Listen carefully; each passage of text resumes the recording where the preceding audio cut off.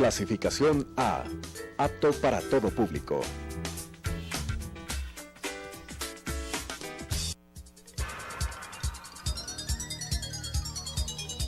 Las opiniones vertidas en este espacio por la producción y dirección del programa son de exclusiva responsabilidad de sus autores y de quienes intervienen en ellos.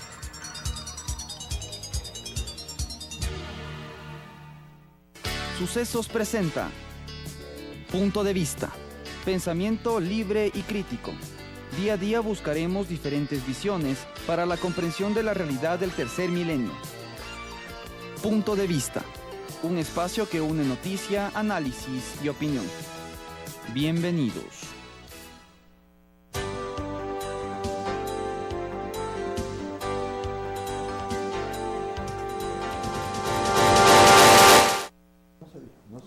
Vamos a entrar. Gracias por continuar con nosotros. Como le hemos anunciado, estamos con el doctor Gonzalo Ortiz. Él es catedrático, ha estado vinculado al mundo mediático también. Fue concejal, vicealcalde, alcalde encargado, y con él queremos hablar de un tema que nos interesa a todos. ¿Qué sucede en Quito? ¿Qué sucede en la ciudad cuando vemos que tenemos alternativas en proceso como el propio metro? Hay preocupación cuando se está mirando que se empiezan a mover algunos bloques de la Plaza de San Francisco y también se miran los nuevos intercambiadores. Vemos que hoy va a iniciar el nuevo proceso cerca del túnel Guayasamín, muy cerca de acá de Radio Sucesos y Telesucesos. Vemos lo que se está intentando arrancar la construcción de un nuevo intercambiador entre la Eloy Alfaro y Granados. ¿Qué pasa en Quito, Gonzalo, cuando vemos estas nuevas infraestructuras que nos ofrecen a futuro mejor movilidad, pero al momento no, se generan varios dolores de cabeza? Muchas gracias, buenos días. Bueno, Quito es una ciudad que ha experimentado una expansión muy rápida de su población y por tanto del espacio que ocupa. Un poco por descuido, un poco por inadvertencia, se ha permitido una extensión muy grande, sobre todo en los valles, de la ciudad que tenía pues esta forma de corbata de lazo o de reloj de arena, que se estrecha en el centro y que se expande en los extremos, y que era la ciudad tradicional. Al comienzo, ya para los televidentes está a ojos vistas que tengo mi edad. Cuando yo era niño, pues la ciudad a lo máximo llegaba a Ñaquito, y hoy pues tenemos una ciudad de 45-50 kilómetros de largo y de 3 kilómetros de ancho en la zona del centro histórico. Pero ahora además se ha derramado a los valles. El otro día hablaba con Pepe Carrión, la hija de Benjamín Carrión. Pepe me decía que su padre consideraba que cuando compró Villa Juárez, esa casita en Junuyacu, donde Pepe vive ahora, que Benjamín consideraba que el Valle de Tumbaco, estamos hablando de los años 50, que el Valle de Tumbaco jamás se iba a poblar y que iba a ser una cosa bucólica, con quintas grandes, con haciendas y demás, ¿no? Hoy vemos, es cuestión de aparecerse ahí al mirador del Camino de Orellana al comienzo de la bajada a Guápulo, vemos que el valle está repleto de casas. Y no solo eso, sino que se construyen ahora pues departamentos y casas adosadas que densifican muchísimo. Sí, es mejor verlo de pronto en la noche, cuando uno se da cuenta de la cantidad de luces que hay. De manera que pues hay ahora esa expansión, y además la que ya hubo en décadas anteriores del Valle de los Chillos, ¿no? Entonces es una ciudad muy grande que tiene problemas serios. En la parte alta, el problema principal es la conexión norte-sur, y por eso creo que el metro es una muy buena solución. Yo estuve en la alcaldía de Paco Moncayo, donde habíamos pensado en el tren ligero, un tren de superficie a un costo muchísimo menor, costaba $500 millones, pero finalmente se han lanzado por el metro, y creo que es obligación de todos apoyar esa obra. El metro va a ser una solución porque el 75% de los habitantes de Quito siguen moviéndose en bus, en transporte colectivo. Es decir, el caos vehicular es solamente del 25% de los habitantes de la capital. Del 25% de los habitantes de la capital crean ese caos. Y claro, los buses, a veces buses vacíos que hacen cola para entrar a los túneles de San Juan, por ejemplo, que no tendría sentido, que tendrían que ir por otro lado, si están vacíos además. Es decir, el otro día en El Comercio había un reportaje en el que el bus que más tenía 10 pasajeros. Entonces, y eso complica muchísimo para quien va al sur, porque además como hay el contraflujo, una de las vías del túnel hacia el sur está ocupado por carros que vienen hacia el norte, y entonces los que van al sur, me ha tocado pasar ahí 1 hora dentro del túnel, de los túneles. Entonces, esa conexión que se trató de solucionar con esos túneles y que sirvieron en su momento, pero y que son luego... los 70, es decir, han pasado varias décadas. Varias décadas. Y el trole vino después, en los 90, a solucionar otro problema, creando esta vía exclusiva por la Guayaquil y demás, pero también está superado. El trole estaba pensado para una vida útil de 20 años y ya sobrepasó mucho eso.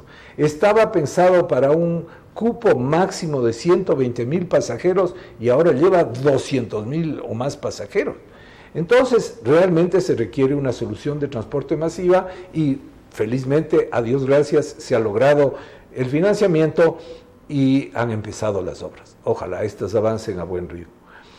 Los otros pasos que se están haciendo, aquí en la esquina de Radio Sucesos en Agranados y Eloy Alfaro, son fundamentales para tratar de desbloquear un poco. Claro, siempre un paso a desnivel traslada el problema unas cuadras más allá, pero esta esquina era especialmente complicada, sobre todo por la cercanía de la estación terminal de los buses que precisamente vienen del Valle de Tumbaco, del Quinche y demás. He visto por la planificación y me parece muy bien que los buses estos van a salir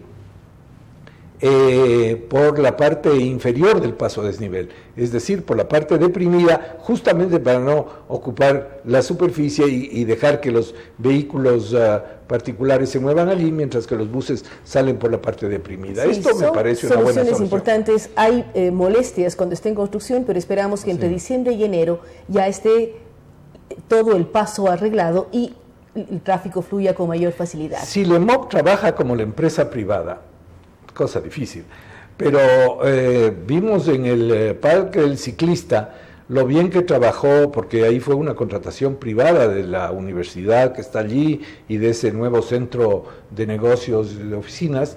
Ellos contrataron ese paso por exigencia del municipio y allí lo hizo Sevilla y Martínez, Semaica, y trabajó como un reloj. Claro, 24 horas todos los días de la semana y lograron cumplir los plazos y los tiempos. Ahora, sí. Gonzalo, fuera de micrófonos decíamos, un problema de la ciudad que uno siente es el grado de relación de los ciudadanos que vivimos acá, quiteños o no quiteños, con la ciudad. Cómo respetarla, cómo quererla, cómo conocerla y además buscar mejores alternativas para que la ciudad sea más amigable para todos. Bueno, ese es un gran desafío. La ciudad de Quito hasta los años 30 era una ciudad muy pequeña, limitada en el espacio, donde todo el mundo se conocía. Pero hoy, 75 años después, ya no es igual. La ciudad, como decíamos, se ha expandido, es una ciudad de más de 2 millones de habitantes. Ya no se puede pretender que se tenga que toda la ciudad se conozca, pero sí es necesario crear sentido de vecindad.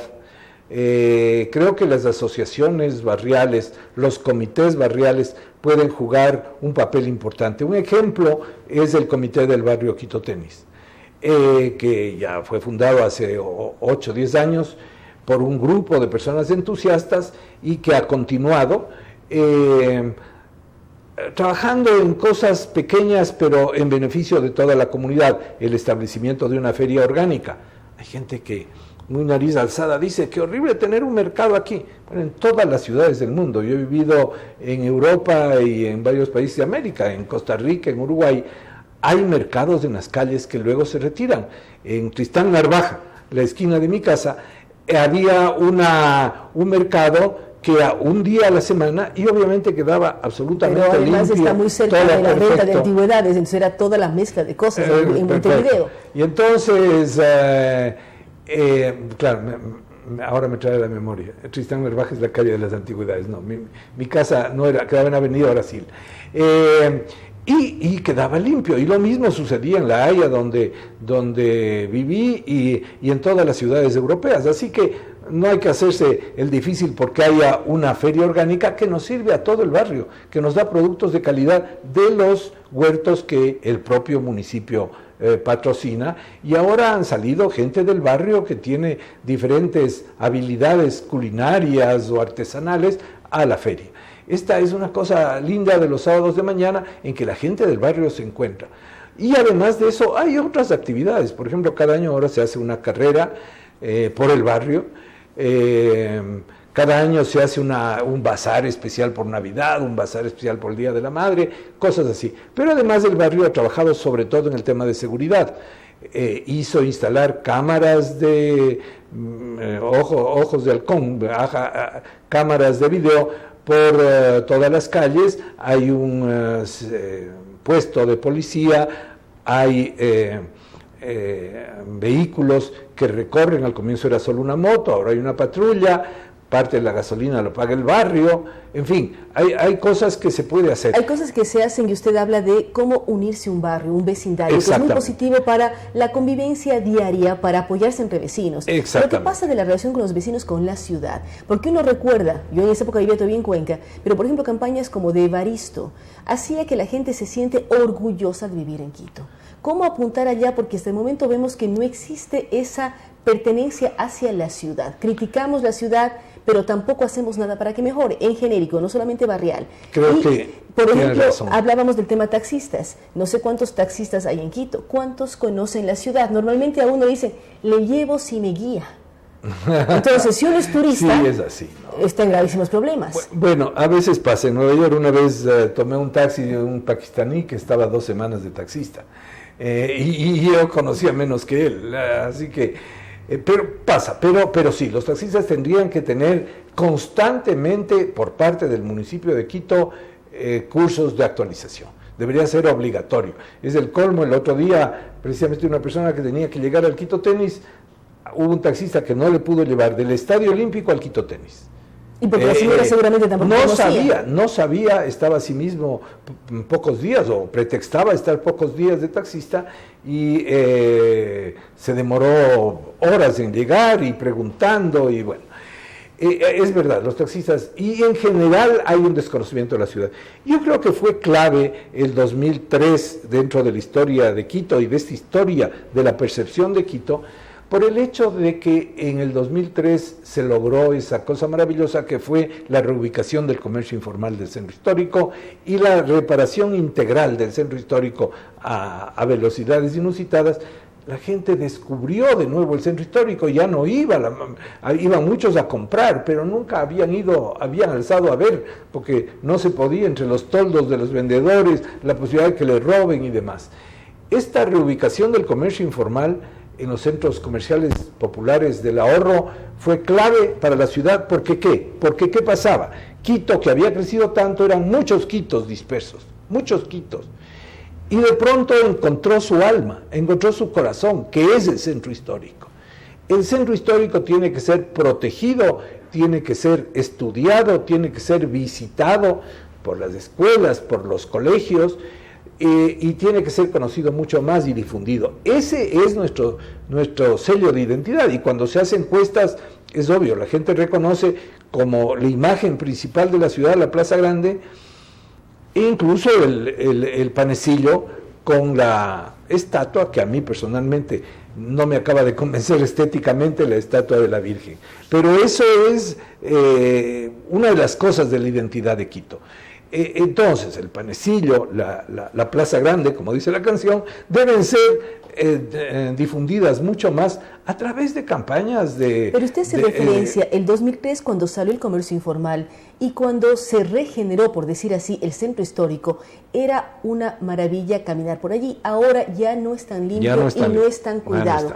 ¿Cómo propiciar para que se mantengan, por más que existen lógicas como recorridos teatralizados, que son extraordinarios, y uno va al centro con el orgullo de visitar una joya del mundo y también de mostrar a turistas, pero ya no está tan cuidado y uno ya hasta tiene preocupación de ir porque no sabe con qué sorpresa va a encontrarse. Creo que uno de los errores grandes del alcalde Barrera fue el haber permitido que volvieran vendedores ambulantes. Ahora es muy fácil, en la cuadra entre la compañía y San Francisco uno cuenta 25 vendedores ambulantes. El acuerdo que había logrado Paco Moncayo con los vendedores ambulantes era o todos o nadie. Todos entraban, todos absolutamente o nadie. Y resulta que eso se está fallando a ese acuerdo con los comerciantes ambulantes. Porque el tener vendedores en la calle de cosas simples, pero yo recuerdo que alguna vez escribí, había hasta 7 vendedores de cocos que pelaban cocos con el machete a una cuadra en los alrededores de la Plaza Grande. 7 vendedores. Se permitió mucho, se relajó mucho eso y se ha dejado. Socapa de que es necesario, que la pobre gente tiene que vivir. La gente tiene que vivir, pero tiene que tener reglas. Si son vendedores, tienen que estar en unos mercados o ahora han mejorado, creo que la actual alcaldía les ha obligado a estos vendedores de coco a tener carretillas, ya no es a tener basureros y tener una cosa mejor, incluso en algunos casos una especie de estantería para tener allí, porque antes eran las carretillas de construcción en las que estaban los cocos, ¿no? Esto para mí es símbolo del descuido del alcalde Barrera. Ahora yo creo que tiene que hacerse una gran campaña de conciencia de eso, pero también de control del centro histórico, de mayor seguridad, poner más policía metropolitana y también que la ciudadanía ayude, pero creo que ya hay que llegar al momento en que hay que peatonizar una zona mucho más grande del centro histórico, precisamente para que el peatón no tenga que estar cuidándose de que no le atropellen y pueda gozar de la ciudad.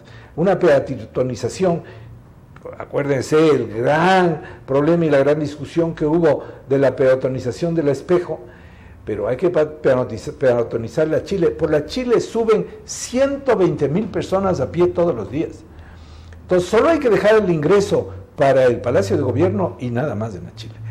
Y 120,000 personas que van a pie y que tienen que estar cuidándose sorteándose de los vehículos, ¿no? Y hay que poner lo que tienen ciudades como Ginebra, por ejemplo, que son pequeños buses eléctricos, pequeñas bucetitas eléctricas que circulan por la ciudad, que podrían llevar a la gente de la Marín a los centros comerciales populares del Ahorro, por ejemplo, porque hay esa cuesta tremenda de la Chile, que podrían ayudar a esto. Peatonización más el permiso para los buses eléctricos podría empezar a hacer, y que por supuesto el control de la venta ambulante. ¿Y qué hacer con el tema de los ciudadanos, lo que decíamos? ¿Cómo hacer que queramos más y cuidemos más y apreciemos la historia que tenemos? Usted tiene una larga trayectoria también en diferentes ámbitos catedráticos y todo. ¿Cómo hacer que exista este apego a lo que debemos cuidar? Bueno, en la práctica de la cátedra universitaria yo he enseñado con el ejemplo. Es decir, yo llevo a los estudiantes, dejado ya mis actividades académicas, pero llevaba a los estudiantes de primer año al centro histórico. Primero porque algunos son de provincias y segundo porque aún siendo de Quito hay mucha gente que no conoce. O fue de niño alguna vez en el jardín de infantes y se asustó en el Museo de Cera, en la escena de los muertos del 2 de agosto y nunca más volvió al centro histórico. Entonces hay que hacer visitar el centro histórico, como digo, escuelas, colegios e incluso universidades. Pero hay que organizar otro tipo de visitas, ¿no? A través de los clubes de la tercera edad, los centros del adulto mayor. Entiendo que el municipio, la esposa del alcalde ha anunciado que va a ampliar a 60,000 personas de la tercera edad más la atención de los centros del adulto mayor. Me parece muy bien, y a ellos hay que hacer actividades, es decir, que borden, que pinten, que bailen, que es lo que más les gusta, pero también que hagan, por ejemplo, visitas al centro histórico. Y que de pronto con su historia de vida cuenten qué vivieron de niños en el centro histórico. Y cómo lo vivieron, claro, y cómo vivieron el cambio de la ciudad, ¿no? Pero hay que hacer mucho más. Y ahora recuerdo su mención a Evaristo. Eso fue una época muy notable de la comunicación municipal y se debió al alcalde Rodrigo Paz. La figura de Evaristo fue cedida por la familia Albán. Jorge Albán ahora es uno de los hijos, el último de los hijos de Ernesto Albán, es concejal. Fue vicealcalde incluso. Pero esa familia cedió los derechos sobre la imagen, de manera que es propiedad del municipio. Cuando en algún momento, como asesor de comunicación de Paco Moncayo, le sugerí que le reviviéramos, la resistencia de otros comunicadores de la agencia de publicidad y demás era no, porque nos vamos a parecer a Rodrigo Paz. Y ahí se ha ido dejando. Y en la época del alcalde Barrera sacaron una nueva versión, cuando la mejor es la que hizo Marcelo Ceballos, y esa es la que debería utilizar, porque la nueva imagen no estaba tan... pero ahora hay otros métodos de comunicación, entonces hay que utilizar las redes sociales, que es lo que los chicos emplean. Los chicos cada vez ven menos televisión, esa es la verdad. Y entonces, pero en cambio están conectados, hiperconectados a través de el WhatsApp y del Facebook y de todo eso. Hay que utilizar esos mecanismos. La Dirección de Comunicación del municipio tiene que tener todo un departamento dedicado a eso, ¿no? El presidente Correa acaba de dar un gran almuerzo a los tuiteros que le defienden al ejército de tuiteros. No eran tan grandes como un ejército, pero algunas decenas había de gentes fanáticas que se pasan en el tuit defendiéndole a Correa y sobre todo insultando a los contrarios. Pero yo no digo que se insulte a nadie, pero que se emplee una herramienta como el Twitter sobre las novedades del centro histórico, sobre los atractivos del centro histórico, que tiene que dinamizarse mucho más. La atracción de sus museos, las colecciones permanentes. El Museo del Carmen Alto es una cosa maravillosa y está abierta todo el tiempo, es poco visitado y debería serlo mucho más. Y las exposiciones que van variando en el Centro Cultural Metropolitano, en el propio Museo de la Ciudad y demás, para seguir atrayendo. La red de museos del centro histórico nunca llegó a conformarse en su plenitud, porque hay otros conventos que también podrían visitarse. Santa Catalina, por ejemplo, la Concepción, que en algún momento se pensaron volverse museos abiertos al público para que haya incluso más cosas de visitar. Pero la gran ventaja de nuestro centro histórico es que tiene un gran atractivo comercial por los centros populares del ahorro. Y entonces, si cada día van 120,000 personas, 10,000 de ellas podrían además quedarse a visitar algunos de los atractivos del centro y no ir solo a la compra y regresar. Y los fines de semana son 200,000 personas, los sábados son 200,000 personas las que están allí en el centro solo por el atractivo del comercio.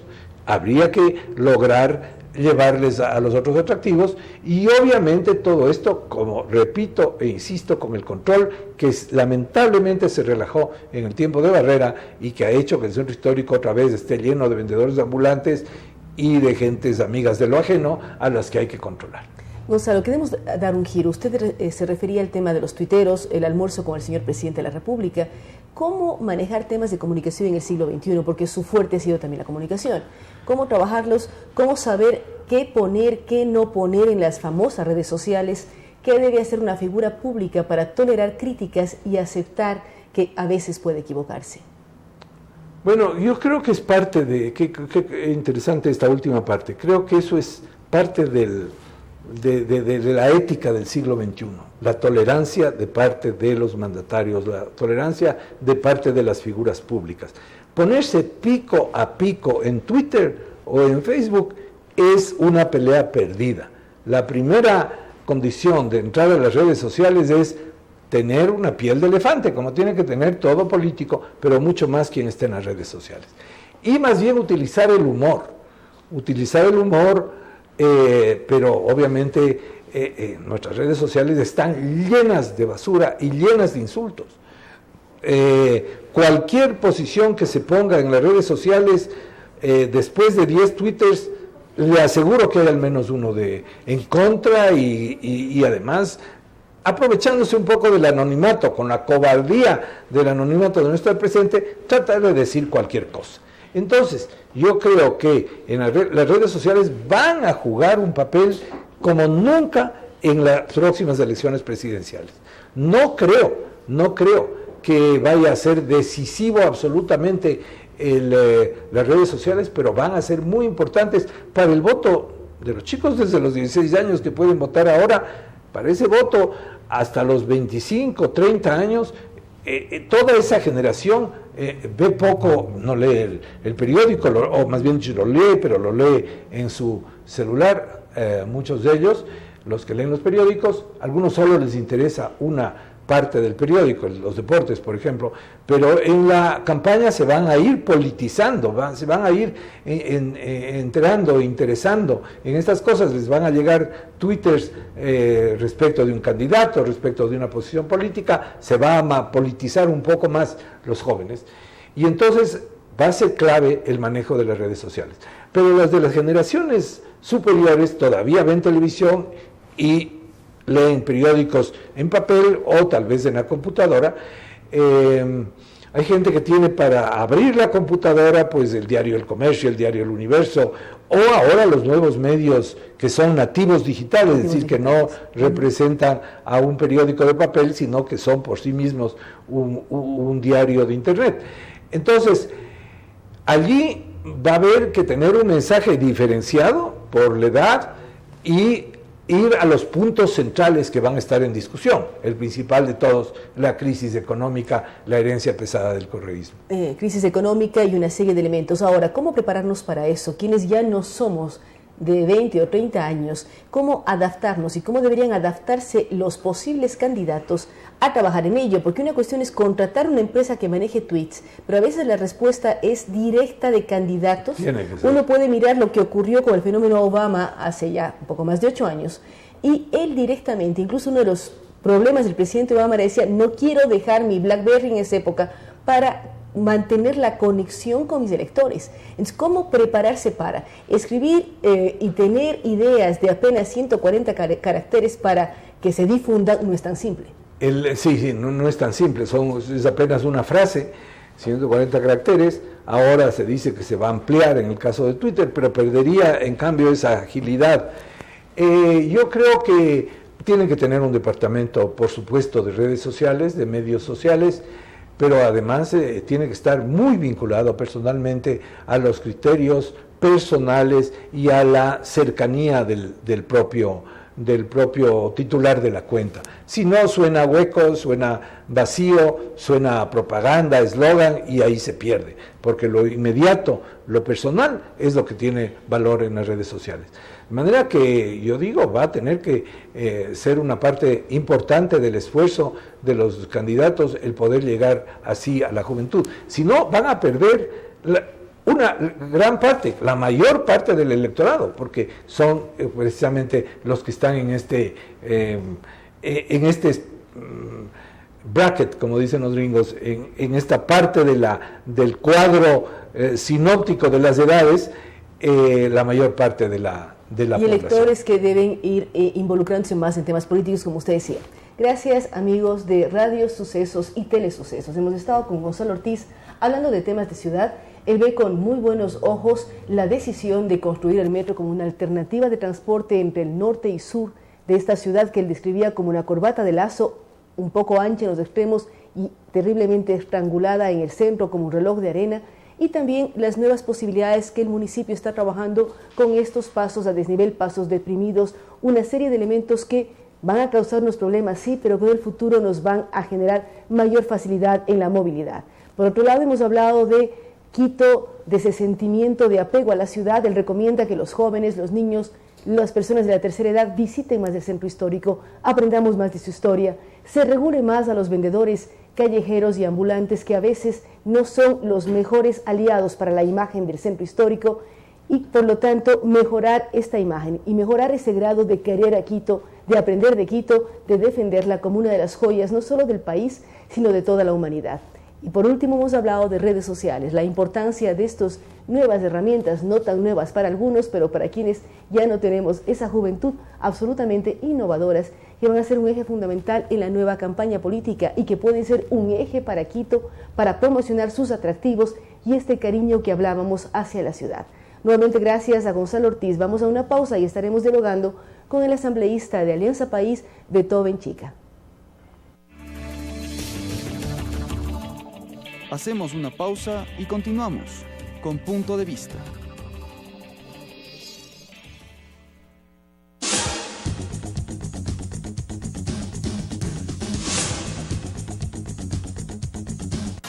Sucesos Internacional. Las principales noticias del acontecer mundial con nuestras agencias oficiales de noticias aliadas.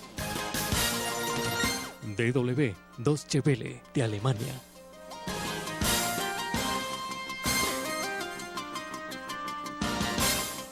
RT, Russia Today.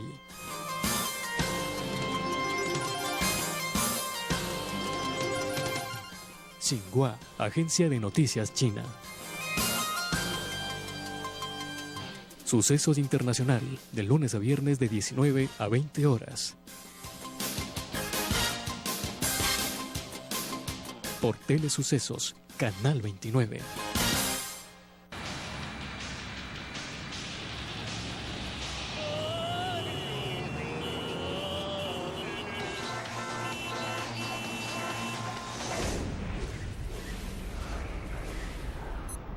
Tómelo con calma.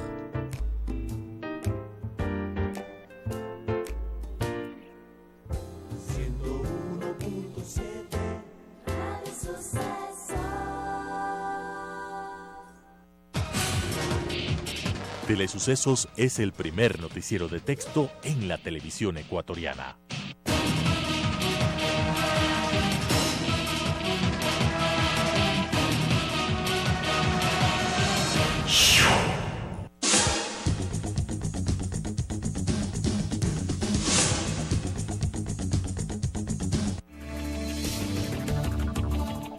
Con estas ideas y opiniones, regresamos con Punto de Vista.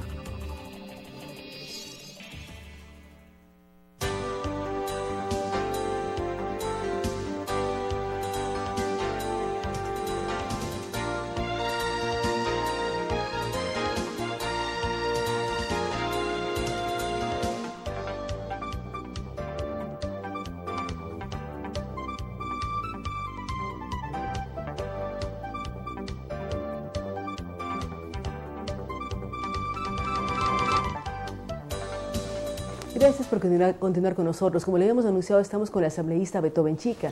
Él es asambleísta de la provincia amazónica de Morona, Santiago, y actualmente es parte de la comisión del área económica, la que está trabajando y analizando este proyecto de reforma, de reforma a la ley orgánica que se denomina del equilibrio fiscal. ¿Cómo avanza este proceso, asambleísta Chica? ¿Cómo mirar lo que el país está preocupado en algunos términos, analizando también desde fuera el contenido de este proyecto enviado por el Ejecutivo como económico urgente? Sí, se ha creado mucha expectativa de parte de la oposición en razón de querer a lo mejor dar con mentira, con calumnia, con engaño, pretender decir que es un proyecto económico que no cumple las expectativas que queremos.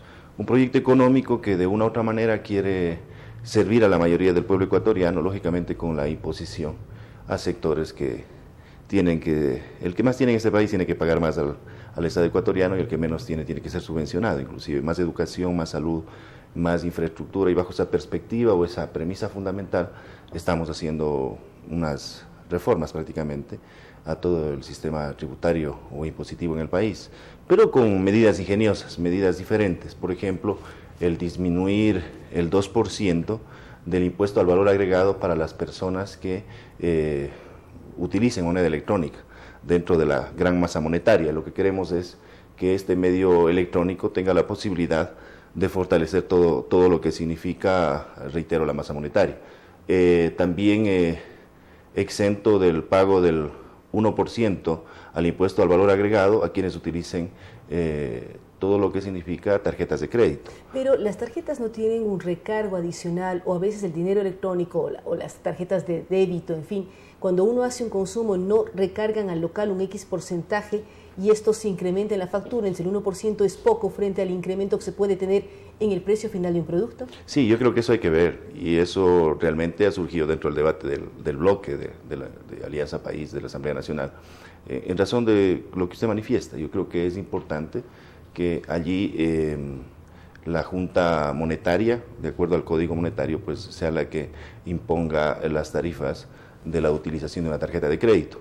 De la misma manera, si usted utiliza una tarjeta de débito, tiene un 1% de descuento del impuesto al valor agregado. Entonces son medidas ingeniosas que van garantizando, por sobre todas las cosas, que esa masa monetaria, que está compuesto por billetes y monedas de la Reserva Federal de Estados Unidos, porque no es nuestra propia moneda, no podemos emitir moneda, pues tengan la garantía de durar más en circulación, porque anualmente gastamos muchísimo dinero, muchos millones de dólares, inclusive en el transporte de ese dinero, en cambiar ese dinero en las reservas, es decir, billetes viejos por billetes nuevos, y eso también tiene un costo para el país. Entonces queremos garantizar que a través de todas esas transacciones electrónicas, de la moneda electrónica, pueda favorecer. Se optimice el uso del propio dólar. Ahora, hay preocupación, usted dice la oposición está siendo crítica, pero hay preocupación de todos los sectores, porque si el gobierno nos dice el déficit del presupuesto general del Estado es de tantos miles de millones de dólares, y nos dicen vamos a generar una nueva ley para mejorar recaudación, optimizar lo que usted decía, que los que ganan más, paguen más, y todo el discurso que hemos escuchado al régimen. Pero nos dicen, lo que vamos a recaudar son de 300 o 400 millones de dólares, y el déficit es de miles de millones, es un porcentaje pequeño. ¿Qué sacamos con esto? ¿Cómo garantizamos que existan los recursos que el Estado necesita con medidas que generan muchísima polémica? Pero que uno dice, significa el 10%, el 5% de lo que el Estado necesita. Sí, bueno, al menos tenemos la posibilidad que como servicio de salud pública podamos atender lo que el vicio causa. Por ejemplo, el beber cigarrillos causa unas determinadas enfermedades, el beber mucho licor causa determinadas enfermedades, y las bebidas azucaradas también causan muchas enfermedades. Pero ¿cómo los hábitos de pronto no se rompen por mayor costo? De pronto se rompen con campañas educativas. Sí, la Organización Mundial de la Salud, Organización Mundial de Salud dice que a mayor carga impositiva usted prácticamente garantiza que las personas o los ciudadanos tengan la posibilidad de seguir comprando determinado producto. Entonces es lo que queremos hacer con el cigarrillo, eso queremos hacer con las bebidas alcohólicas, eso queremos hacer con las bebidas gaseosas. Ahora, ¿cómo apuntar y acompañar con campañas educativas? Precisamente hoy en diferentes medios está publicado que el Ecuador está en el puesto número 24 entre los países del mundo que más cerveza consumen. También si uno piensa en la dieta de un albañil, de un trabajador de la construcción, de un obrero, a media mañana toma pan con cola. Y es la forma histórica que se lo ha hecho en el Ecuador. ¿Cómo apuntalar una posible reforma que todavía está en análisis por parte de ustedes con soporte de campañas educativas que indiquen por qué es malo el cigarrillo, por qué es malo la bebida alcohólica? Porque por más que la cajetilla venga hasta con ratones muertos, la gente no deja de comprar cigarrillos. Claudia, hay otra cosa, una cosa impresionante, más de 40 millones de niños en el mundo, de acuerdo a la Organización Mundial de la Salud, tiene cáncer prematuro, niños en el mundo, por beber bebidas azucaradas. Y también así como el albañil toma su pan con cola al mediodía o como dieta diaria para su trabajo. A media mañana, 10 de la mañana, así es lo que ingieren. Hay niños que ahora las madres están dándoles, por ejemplo, matándoles lentamente, dándoles por poco Tampico en biberón, lo que antes se daba leche. Y eso no beneficia ni al productor de leche, ni al agricultor que saca leche, y estamos matando a los padres. Son hábitos que hay que cambiar a través de educación. Por supuesto, y eso es lo que se ha visto a través del Ministerio de Salud Pública a nivel nacional, pero yo creo que debe ser mucho más motivado, mucho más incentivado, mucho más promovido todo este cambio de hábitos alimenticios que tenemos. ¿Qué es lo más cómodo ahora? Mandar a un niño en una lonchera un Tampico para las clases. Parece que le ha contratado una empresa que haga propaganda dinamarca. Así, o mandar, qué sé yo, un jugo, entre comillas, natural, pero que es una bebida azucarada. Entonces, el tema es... pero la ley va por ahí, apunta ¿no? específicamente a gaseosas, o apunta a todas bebidas las bebidas azucaradas. Estamos hablando de bebidas azucaradas. Pueden hablarse de jugos, tés, sí. En fin. Sí, por ejemplo, hay una tarifa de cigarrillo 0.15 centavos por unidad, o sea, lo que quiere decir que cada cigarrillo aproximadamente se incrementará un centavo, que yo estoy en desacuerdo, tiene que ser mucho más, ¿no? Pero también eso no favorece o no fomenta contrabando.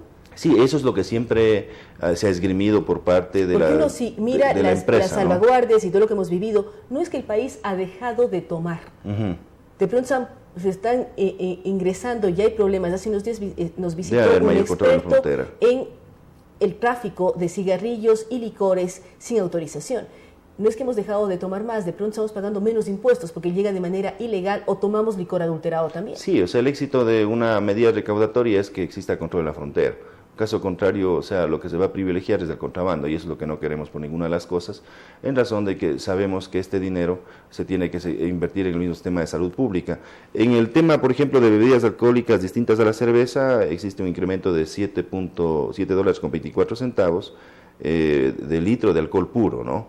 En el caso, por ejemplo, de bebidas gaseosas, bebidas energizantes y bebidas de malta carbonatada, existe un incremento de 0.25 centavos por litro, ¿no? Estamos hablando de litros. Entonces, si es que la bebida tiene mayor volumen o menor volumen, dependerá prácticamente que esta sustancia sea parte del litro para sacar el cálculo, ¿no?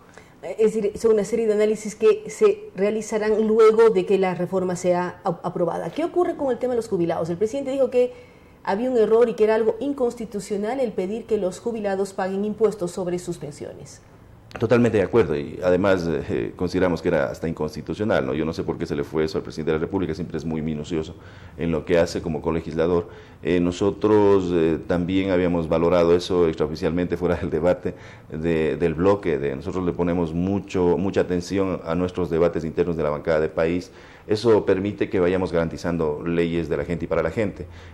Nosotros creemos que por sobre todas las cosas tenemos que mejorar la calidad retributiva de determinado sector, de determinadas personas y garantizar con esa calidad retributiva la distribución prácticamente de lo que se capitaliza o se acumula como erario nacional, ¿no? Para mayor política pública en los diferentes sectores y servir a la colectividad. ¿Cuánto tiempo más les va a tomar el debate? ¿Cuánto tiempo para pasar al primer debate del Pleno de la Asamblea de esta ley? Y también cómo escuchar a sectores que están muy interesados, llámese cámaras de comercio, cámaras de construcción, cámaras de la producción, porque si usted bien dice, vamos a buscar que el que más gane pague más, ¿cómo al mismo tiempo el gobierno está hablando de fomentar la inversión? Sí, mire, hemos tenido importantes visitas a la Comisión de Régimen Económico. A mí me pareció una visita interesante.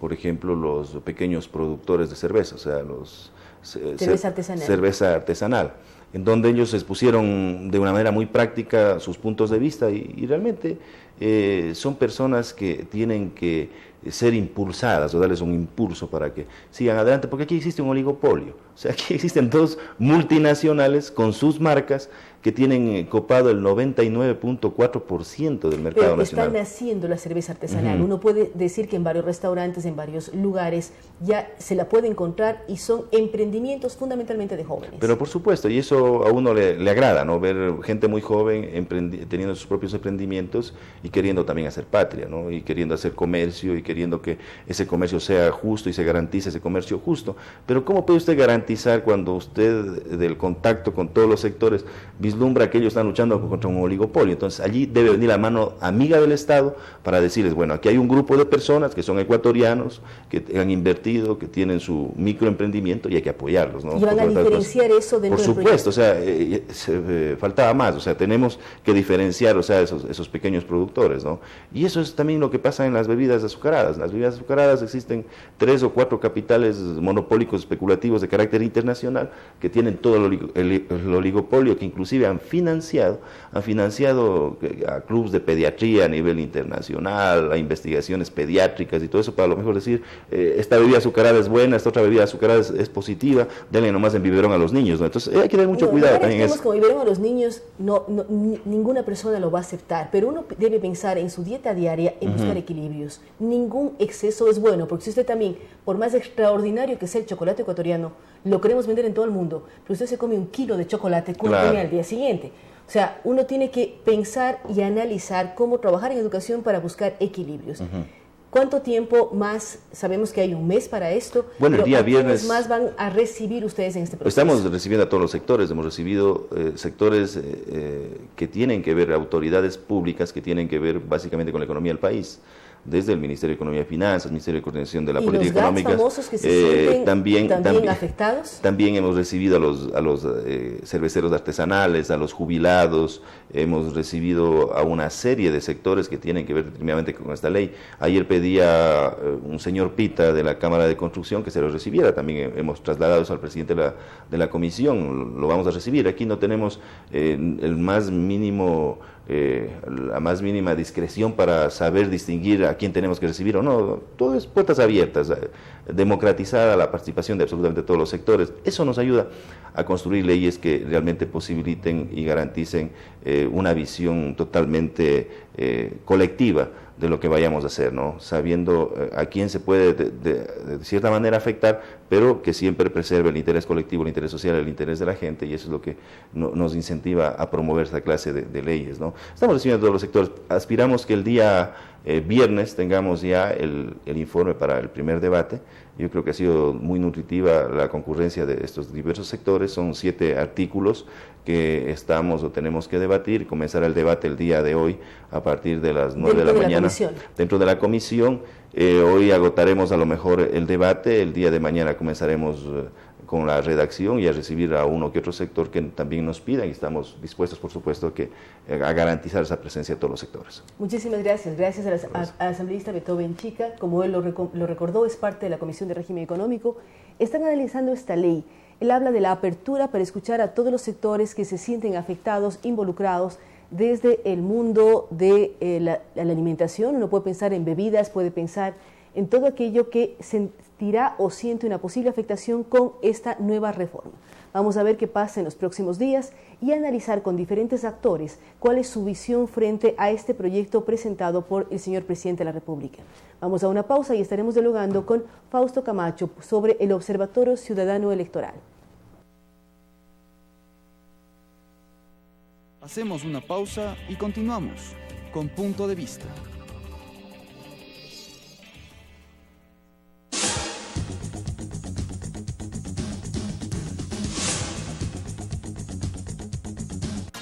Sucesos Internacional. Las principales noticias del acontecer mundial con nuestras agencias oficiales de noticias aliadas. DW, Deutsche Welle, de Alemania.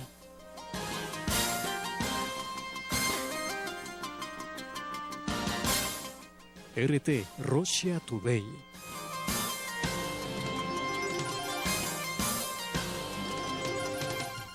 Xinhua, Agencia de Noticias China. Sucesos Internacional, de lunes a viernes de 19 a 20 horas. Por Telesucesos, Canal 29.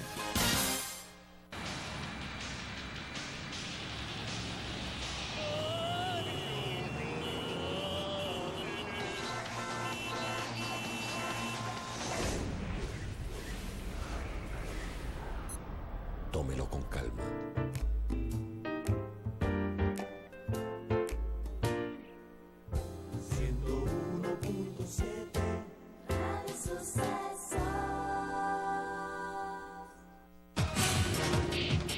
Telesucesos es el primer noticiero de texto en la televisión ecuatoriana.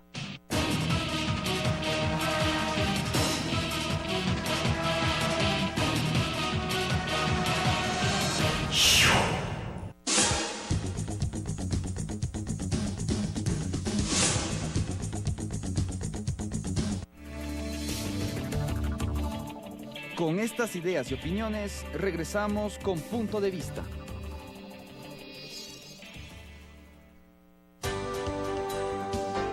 Gracias por continuar con nosotros. Estamos con Fausto Camacho, él es un experto en temas electorales, fue parte del Consejo Nacional Electoral y actualmente lidera el Observatorio Ciudadano Electoral. Fausto, ¿cómo avanza este proceso? Estamos en el año previo, usted me decía fuera de micrófonos, estamos apuntalando lo que significa Ojo con tu voto. ¿Qué significa Ojo con tu voto? Bueno, en realidad es el nombre de un proyecto, a su vez es una aplicación informática que se instalará en teléfonos y cualquier aparato que se conecta al Internet. A su vez es un llamado a la ciudadanía para cuidar el voto en las próximas elecciones y se convertirá finalmente en una comunidad de cientos, ojalá de decenas de miles de ecuatorianos que actúen en el control social del proceso electoral de febrero del 2017. En lo fundamental va a ser una herramienta informática, una herramienta para los ciudadanos que querramos ejercer nuestro derecho constitucional para hacer control social del poder público, en este caso control social de la acción de administración del proceso electoral por parte del Consejo Nacional Electoral, respaldados en el dispuesto en el artículo 61, el 95 de la Constitución, y otros que garantizan la participación ciudadana y la posibilidad de que los ecuatorianos actuemos sobre, repito, el poder público.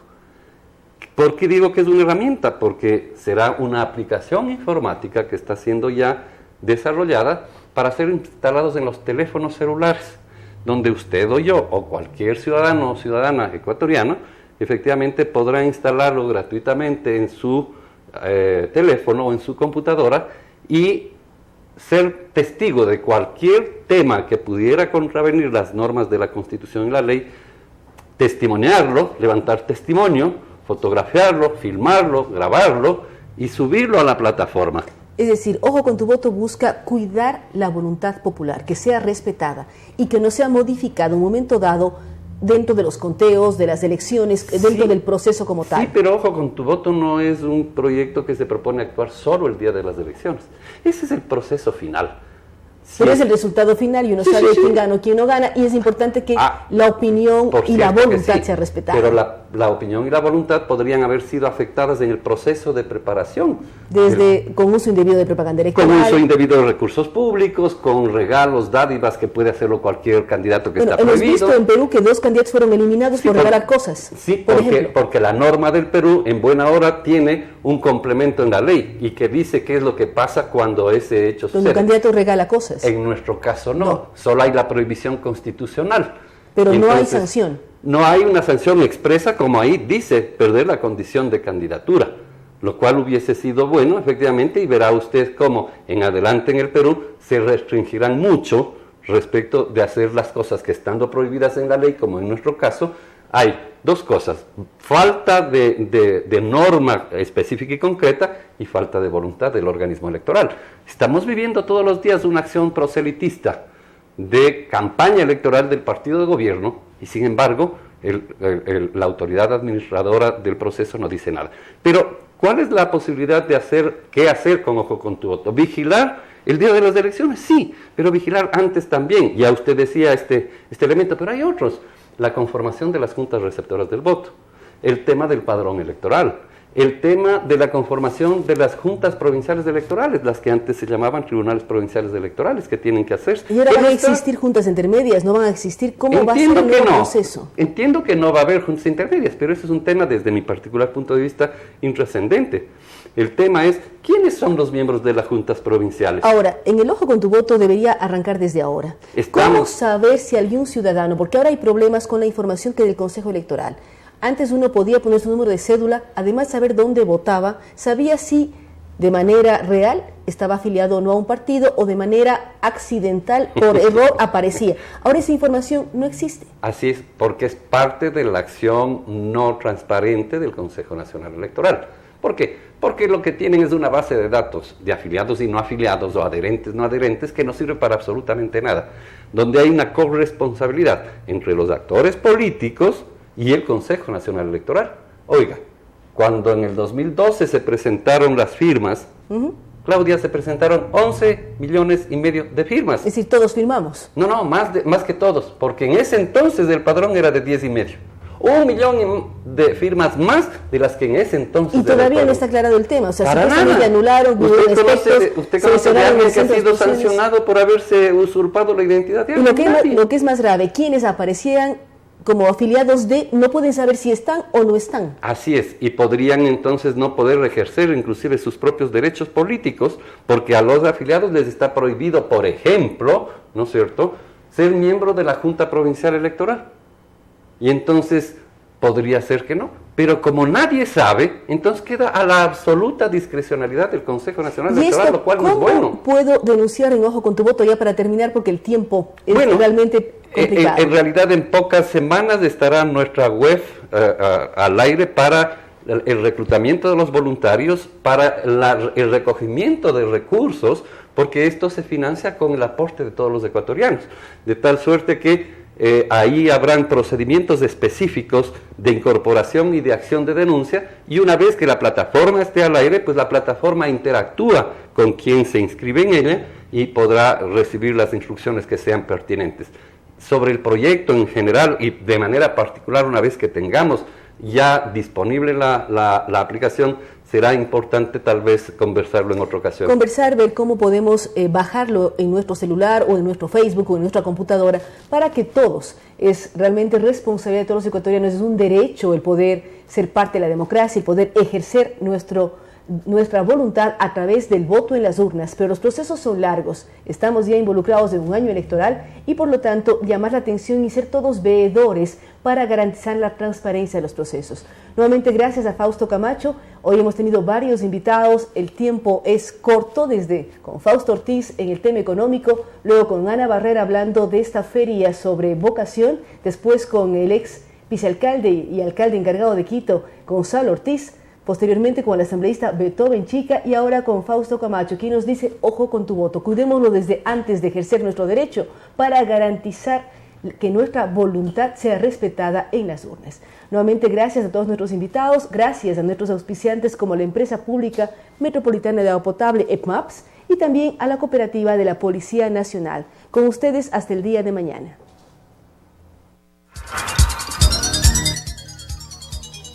Las opiniones vertidas en este espacio por la producción y dirección del programa son de exclusiva responsabilidad de sus autores y de quienes intervienen en ellos.